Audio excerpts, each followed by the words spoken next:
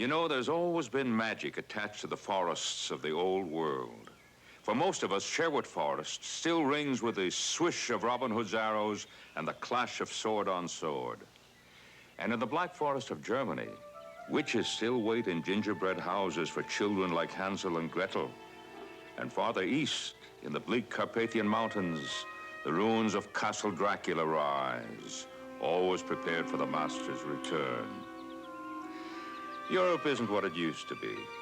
Of course, most of its forests were cut and used up nearly 400 years ago. So when we think of modern Europe, we seldom think about forests, except for those that fuel our fantasies. But I know of a place in the north of Yugoslavia where the Drava River flows into the Danube. It's a place where the morning mist lies thick and heavy on the landscape, and wintry trees reach out like clutching fingers. On the other hand, when the mist dissolves, we find ourselves on less forbidding ground. In fact, we are right in the middle of one of the world's most spectacular wildlife refuges. And of all the wildlife in this place, there is none quite as spectacular as the European red deer. And they're never more spectacular than they are right now.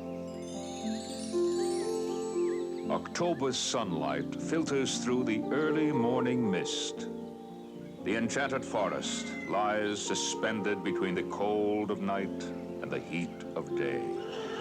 Wild boar are early risers, rooting out yew worms. But the great stag has no interest in food. He is consumed with a mating urge. Each day he scratches out his personal turf and answers the bellows of unseen challengers, rivals for his females. Today's challenger arrives, shouting his defiance. The ruling stag responds in kind.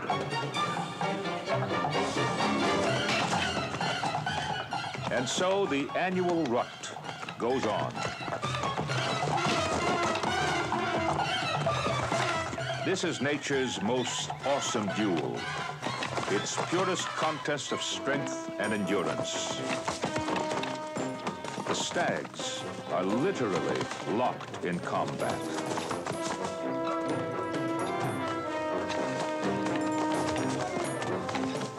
The clash begins to draw a crowd, a colorful male pheasant and his not-so-colorful females. Sometimes the duel ends quickly, but this one could last all day. It distracts a hunting fox. But other creatures have other priorities. How do hedgehogs mate? Like porcupines, very carefully. Rutting stags don't fight to the death, but death is always a possibility. The male hedgehog finally takes his leave, but passion seems to have made him crazy. He waddles directly at the hungry fox. But if you're protected by a coat of sharp quills, even a hungry fox will leave you alone. At least she certainly will the next time. The enchanted forest lies within one of the world's great waterfowl areas. More than 300 species flock here to this northern corner of Yugoslavia. No bird needs to go hungry in the marshlands called Kopatski Rit.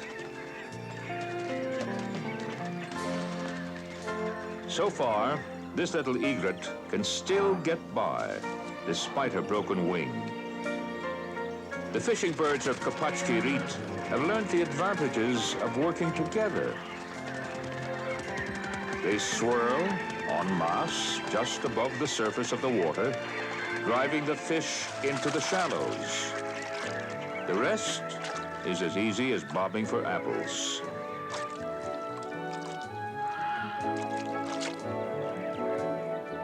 The blue heron makes it look even easier. So does the crippled egret, despite her handicap. But the good life here will soon be gone. A whisper of winter is in the air.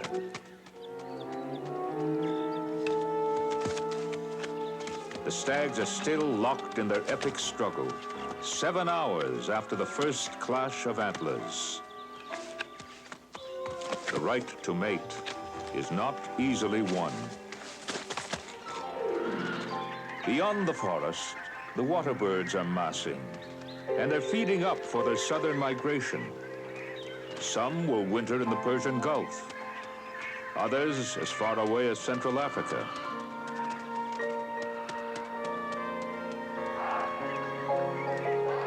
But the little egret won't be leaving.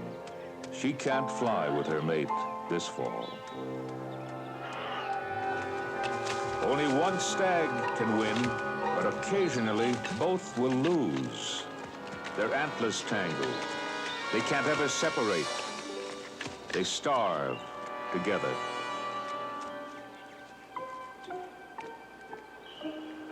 But not this time. The females don't care who wins. They don't care who loses. Their only interest is reproduction. And one stag is pretty much the same as another. The spoils of victory are fleeting, but the spoils of defeat can be terribly permanent. The great old stag has fought one long battle too many. He has lost his does to a younger, stronger rival. A dozen autumns have come and gone since he first became a champion. Scores of offspring carry his bloodline throughout the enchanted forest. But his best days are behind him now.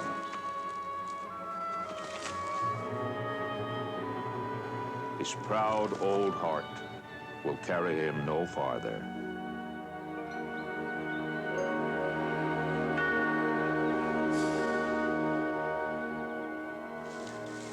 A similar fate almost surely awaits the abandoned and grounded egret. But wait, perhaps she won't die alone. Her mate is coming back.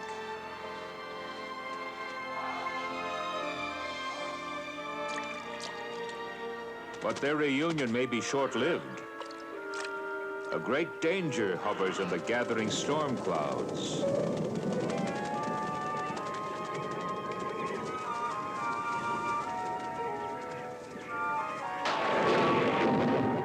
It's not the storm the animals fear, but what the storm might bring. The enchanted forest is tinder dry. One bolt of lightning can set it ablaze. And the worst that can happen does happen. Suddenly, fire is blowing wild.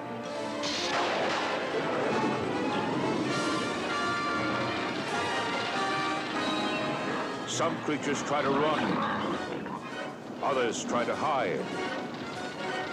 The fear of fire is inborn, instinctive, almost as old as life itself. The fox displays remarkable calm, but the panicked boars have blundered into a circle of flame. The fleet red deer will outrun the fire, unless the fire walls them in.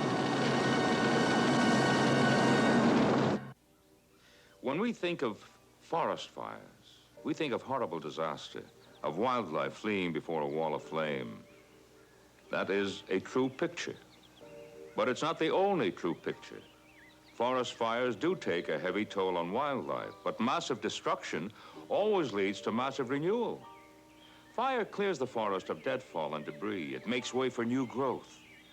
When our ancestors arrived in America, they believed the great eastern forests had been standing there since time began.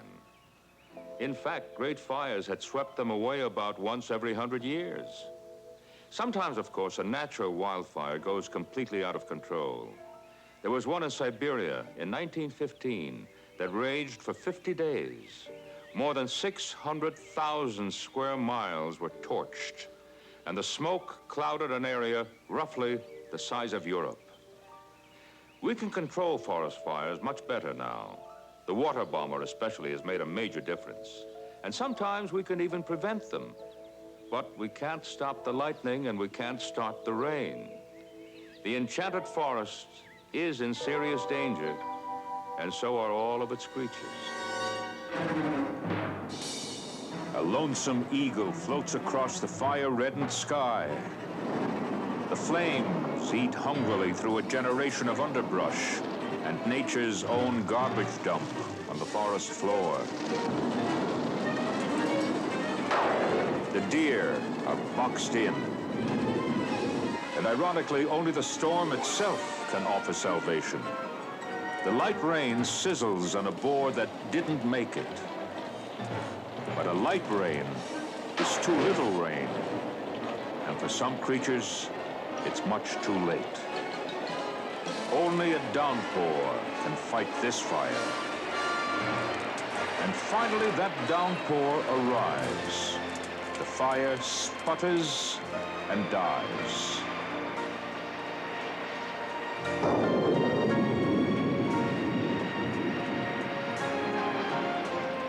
The deer did manage to outrun the flames. And thanks to the rain, the fire never reached the crippled egret and her loyal mate. Life resurfaces, and the enchanted forest moves forward into winter. The stags have lost their competitive urge. It disappeared with the rut. Winter survival is rarely a problem for the deer of Bsky. They may have to walk a little more gingerly, but there's plenty of food to go around. Even the egrets manage to find tender morsels here and there. In February, the majestic stags don't look so majestic anymore. They shed their antlers and most of their dignity. Those who have the most to lose always lose it first. The crippled egret has defied nature's law that only the fittest survive. It's her loyal mate, in fact, who failed to make it through. It's only February. There's still a lot of winter left.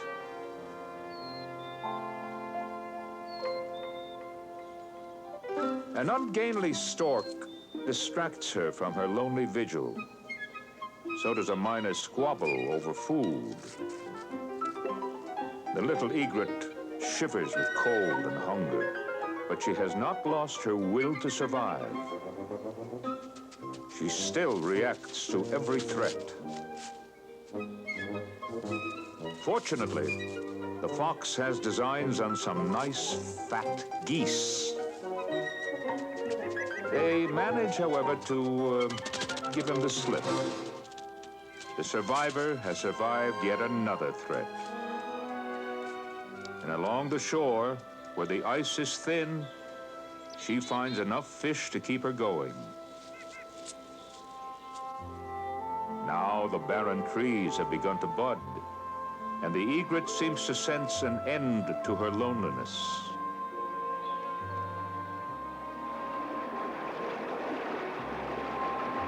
Spring floods back into the Bsky. Yugoslavia's winter gives way graciously.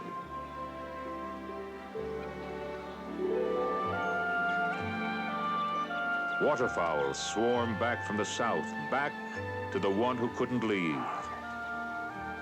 They picked right up where they left off last fall. And she is eager to rejoin the gang. The stags are regaining their male identity. And the male egrets are displaying theirs. When they go a-courting, it's what's up top that counts. A doe peels afterbirth from her newborn fawn. A second doe ambles in for a look. There is more to this ritual than just a cleanup. Each female learns to recognize her youngster by smell, just as every fawn learns to recognize its mother by smell.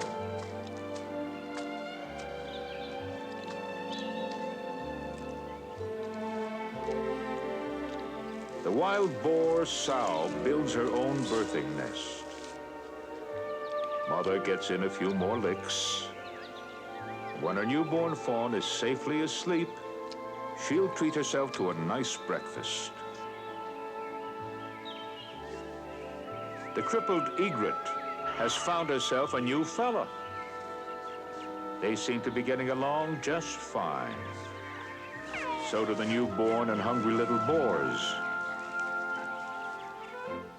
While the doe regains her strength, her fawn and a friend are testing theirs. Because escape is the deer's best defense, fawns are running within hours of birth, running and playing their gentle fawn games. Unlike the little boars, whose games are rarely gentle. Somebody is not where he should be. In fact, he's not sure where he is.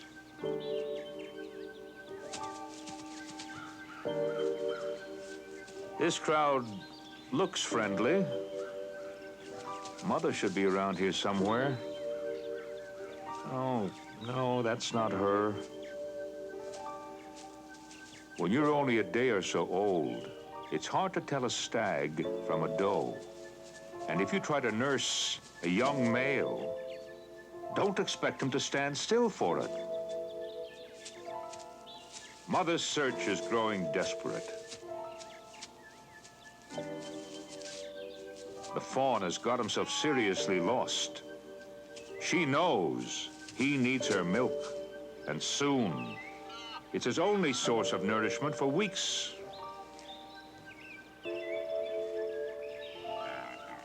Little boars start to grub for food early, but every newborn mammal relies on mother's milk.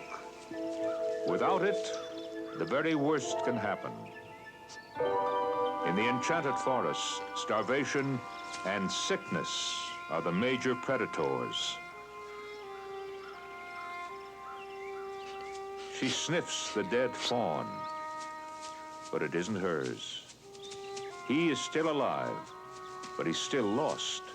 If she doesn't find him pretty soon, he could easily suffer the dead fawn's fate. She calls and calls again. This time, he hears her. And does he ever like what he hears?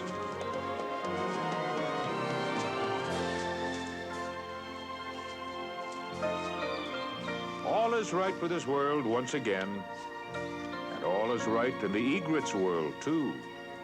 Despite the odds against her, she overcame her handicap and produced new life. You see, miracles still happen in the new wilderness. The man who filmed the enchanted forest, which you've just seen, calls it the last oasis. He spent 3 full years there, hunched behind his hidden camera. And when Peter Lalovich re-emerged, he came out with more than just wonderful pictures. He became obsessed with Kopatchki Rit and fearful that its days might be numbered by the future intrusion of man. We North Americans tend to take our wildlife areas for granted. They're a luxury we can afford. But that's not the case in Europe, where most of the best land was already in use before the New World was more than a dream. Yugoslavia is not a rich country, and Kopatchki Rit can bring in foreign currency. Once the Enchanted Forest was a favorite hunting ground of the legendary Marshal Tito. Now it's attracting sportsmen from the wealthy West with their dollars and marks and pounds. And that's why Peter Lalovich fears for his last oasis and for his country's last contact with the new wilderness.